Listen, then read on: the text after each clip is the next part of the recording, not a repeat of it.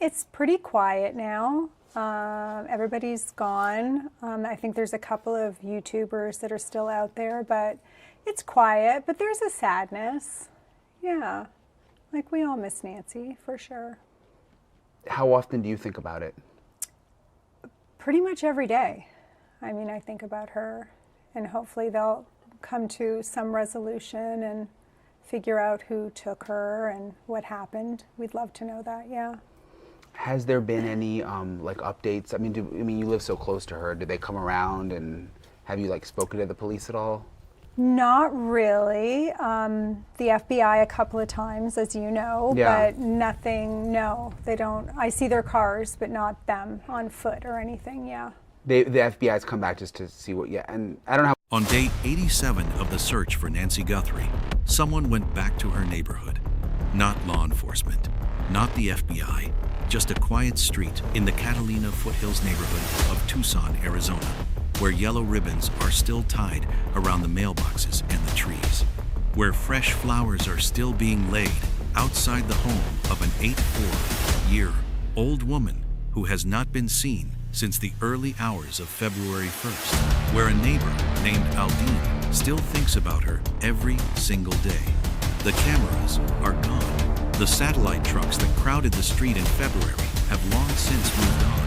The parking restriction signs that the city put up to manage the media are still bolted to the posts along the road, but there is almost nobody left to restrict.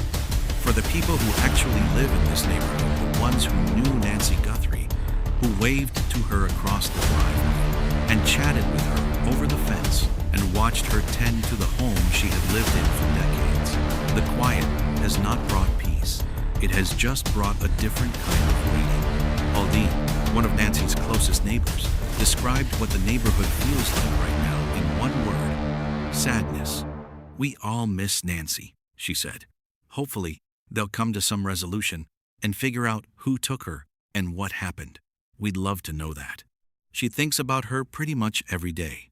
Aldine was one of the people who noticed something strange on January 11th, 3 weeks before Nancy disappeared. From her bathroom window, she saw a person walking down the street in a way that did not feel right. The FBI came back to speak with her about it after she first discussed it publicly. They went through every detail again, but Aldine never saw the person's face, and nothing specific came of that second conversation. What it does confirm is that investigators still believe those early January dates matter deeply. The FBI has formally requested neighborhood surveillance footage specifically from January 11th and January 24th, both dates weeks before the night someone came to Nancy's front door wearing a mask, gloves, and carrying a backpack. Someone was watching that house before February 1st. Someone in that neighborhood may have seen them without realizing what they were looking at. Aldine also mentioned something during her conversation that has barely been reported anywhere. Nancy Guthrie had been renting out a small guest house on her property, what people in Arizona call a casita. Aldine said she used to regularly see an unfamiliar car parked there for months, possibly as long as a year. She never knew at the time that the space was being rented. She just noticed a car that did not belong to Nancy. That detail sits quietly, but it sits heavily. Investigators are reportedly going back through every single connection Nancy ever had, every person who had been inside that home or on that property, every contractor, every service worker, going back potentially a decade. Because in cases like this one, the person responsible is almost never a complete stranger.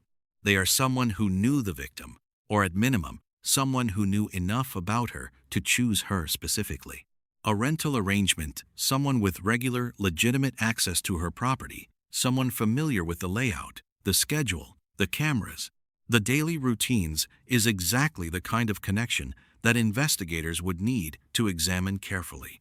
Aldine was asked whether she was worried the case might never be solved. She paused before answering. Then she said yes. It is a worry for all of them. "Someone just has to talk," she said quietly. "Someone knows that man in the video."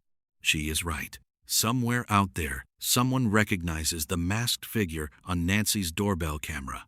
The FBI released 4 photographs and 2 short video clips of that man on February 10th. He is approximately 5 feet 9 to 5 feet 10 inches tall, average build, with a visible dark mustache. He was wearing gloves and carrying a 2.5-liter Ozark Trail backpack. He had what appeared to be a radio with an antenna in his pocket. He covered the camera lens with his gloved hand and then used a branch from a nearby potted plant to try to obscure it further. He was armed. Someone knows exactly who that man is. And as of day 87, that person has still not made the call.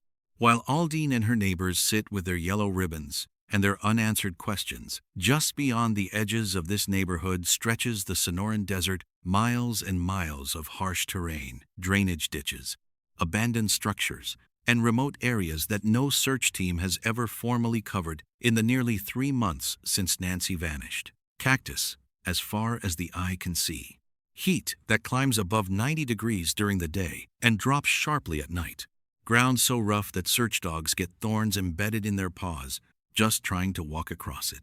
And sitting with a fully prepared plan to search every inch of it is a nationally respected volunteer organization that has been waiting since February for a single phone call that has never come.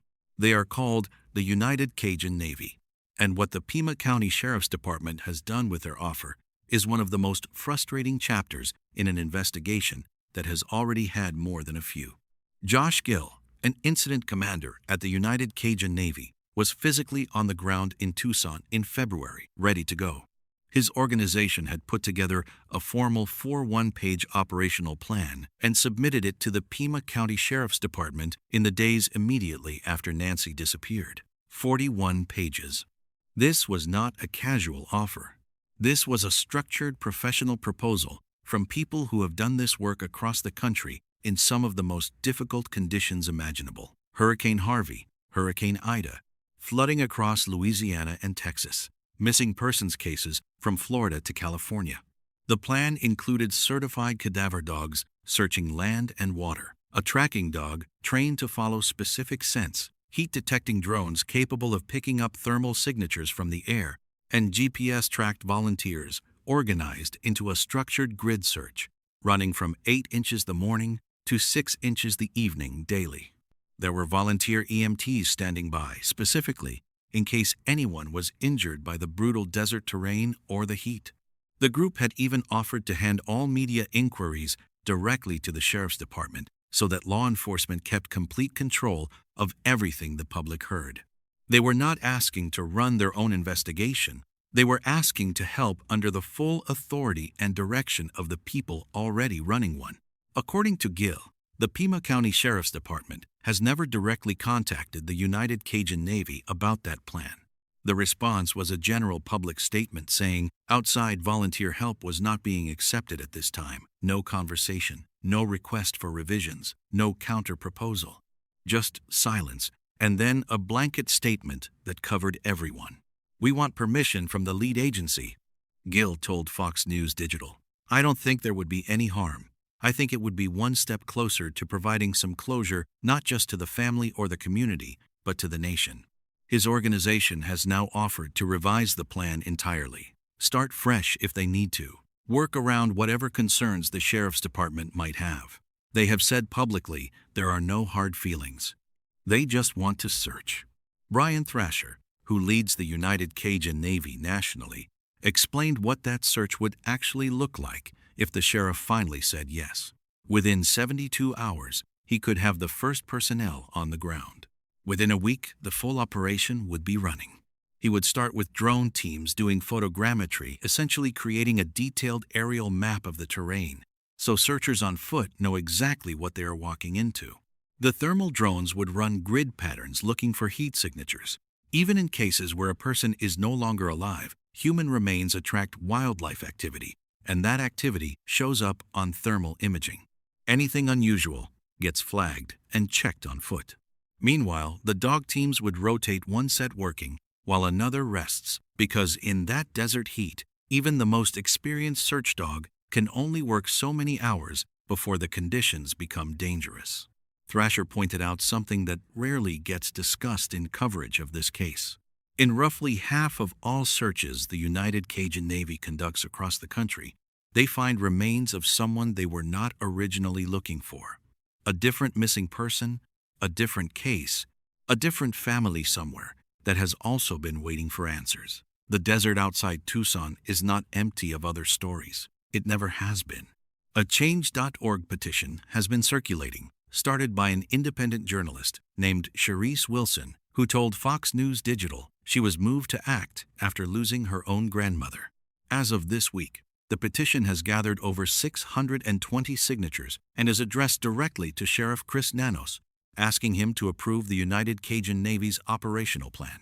620 people who looked at 87 days of no answers and decided to do the one thing still available to them, which is ask out loud why help is being turned away. The Sheriff's Department has not responded to the renewed request. Nanos has not commented publicly on the petition. The United Cajun Navy remains on standby, ready to revise, ready to mobilize, ready to search, and still waiting for a call that has not come. Back on Nancy Street, the flowers are still fresh. The yellow ribbons are still in the trees. Aldine is still thinking about her neighbor every day. And the desert that stretches out beyond the edges of that beautiful neighborhood is still unsearched, still vast, and still holding whatever it knows about what happened to Nancy Guthrie on the night of February 1st. So, where does all of this leave the investigation right now, on day 87? The honest answer is that it leaves it in a place that is genuinely hard to describe to someone who has been following this case and hoping for a breakthrough. There is real investigative work still happening. There are threads that could still change everything. But there is also a growing feeling among the people closest to this neighborhood, closest to this family, and closest to this investigation, that the window for certain kinds of answers may be narrowing. The DNA is the thread that everyone is watching most closely. A hair recovered from inside Nancy's bedroom hair that does not belong to her, does not belong to her family, and does not match anyone known to have been in that home, has now been transferred from a private laboratory in Florida to the FBI for advanced testing. The FBI confirmed this transfer themselves. What the FBI lab is attempting is a process that extracts what scientists call a snip profile from a rootless hair, a technique that was considered impossible not long ago and is now being used to solve cases that had gone cold for decades. If they get a usable profile from that hair, investigators can run it through the federal database. If there is no match there, they move to genetic genealogy, the same method that finally identified the Golden State Killer after more than 40 years. That process builds a family tree backward from the DNA until investigators narrow in on a specific person. It takes time, but it has worked when nothing else did. There is also the surveillance footage that is still being reviewed.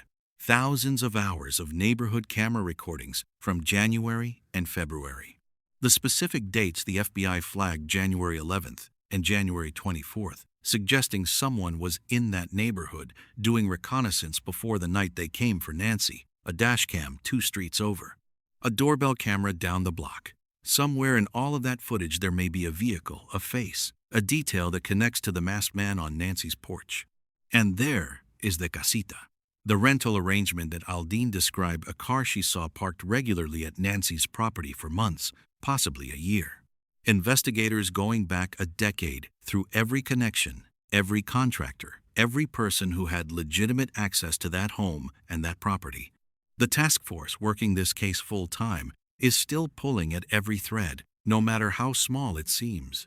Former FBI agent Steve Moore, who has been following this investigation closely, said something recently that Thrasher, from the United Cajun Navy, echoed in a different way. What is the harm in searching?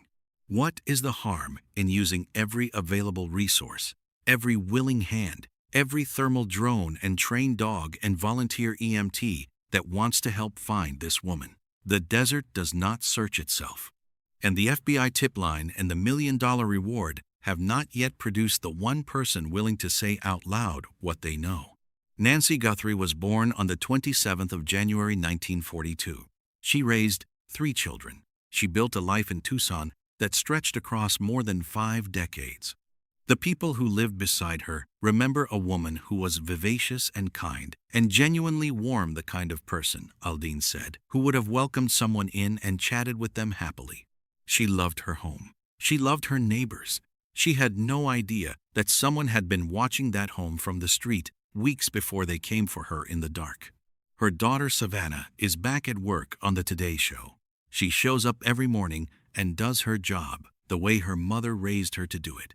The flowers outside Nancy's house are still fresh because people are still coming by, still laying them down, still refusing to let the story go quiet. If you know anything at all, a vehicle you saw in that neighborhood in January, a conversation you heard, a face that matches the man on that doorbell footage, anything that has been sitting with you since February, the FBI tip line is open right now, 24 hours a day. The number is 1-800-225-5324. The reward is $1 million, payable completely anonymously.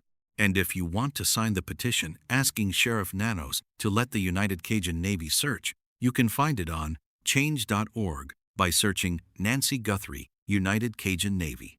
620 people have already signed. It takes 30 seconds. Nancy deserves to be found. Her family deserves to know. And the people of that neighborhood, with their yellow ribbons still tied to the trees, deserve the answer they have been waiting 87 days to hear. If this story matters to you, please subscribe to The Confirmed Report and hit the notification bell. We cover every confirmed development in this case the moment it happens. And tell us in the comments, do you think Sheriff Nanos should accept the United Cajun Navy's help? We read every single one. We will see you in the next one.